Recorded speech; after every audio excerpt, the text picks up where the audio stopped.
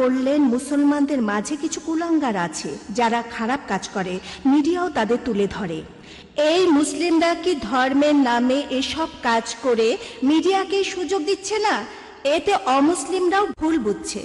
প্রশ্নটা করেছেন একজন অমুসলিম, আর খুবই সুন্দর প্রশ্ন, যে মুসলিমদের মধ্যে বেশ কিছু কুলাঙ্গার আছে, এই কুলাঙ্গাররাই কি মিডিয়াকে ইসলামের নামে মিথ্যে কথা ছড়ানোর সুযোগ করে দিচ্ছে না?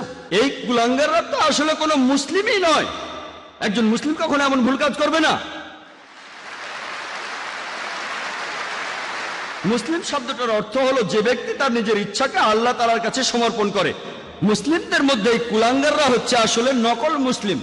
নাম হতে পারে মোহাম্মদ, জাকির, আব্দুল্লাহ, সুলতান ইত্যাদি ইত্যাদি। নাম দিয়ে আপনি মুসলিম হবেন না, আপনি মুসলিম হবেন কাজ দিয়ে। আল্লাহর কাছে নিজের ইচ্ছাকে সমর্পণ করলেই আপনি মুসলিম হবেন। তাহলে এই লোকগুলো সত্যিকারের মুসলিম নয়, তবে তাদের নামগুলো মুসলিম। তাই মিডিয়াকে সুযোগ দিচ্ছে কি দিচ্ছে না এটা নিয়ে তারা ভাবে না। তারা তো তাদের নিজেদের ধর্ম নিয়েই ভাবে না, তারা নিজেদের ধর্মকে থোড়াই কেয়ার করে, কিন্তু তারা তাদের ধর্মকে নিয়ে ভাবে না। মিডিয়া কি বলছে সেটা নিয়েও তারা ভাবে না। তবে আমি মিডিয়া দোষ দেব, মিডিয়া কেন অল্প কিছু মানুষের কাজকে তুলে ধরছে? যদি মুসলিমদের বেশিরভাগই এসব কাজ করত তখন ইসলামকে অপবাদ দিলে আমিও আপত্তি করতাম না। তবে তারাও অল্প কিছু মানুষকে বেছে নিচ্ছে। চিন্তা করেন, হিটলার 60 লক্ষ ইহুদিকে হত্যা করেছিল, এজন্য কি খ্রিস্টান ধর্মকে দায়ী করব? হিটলার যে 60 লক্ষ ইহুদিকে মেরেছে, সবাইকে পুড়িয়ে মেরেছে, এজন্য কি আমি খ্রিস্টান ধর্মকে দোষ দিতে পারবো? না, কারণ বাইবেলের কোথাও লেখা নেই যে তোমরা 60 লক্ষ ইহুদিকে হত্যা করবে। এমন কিছু বলাটা খুবই ভুল হবে।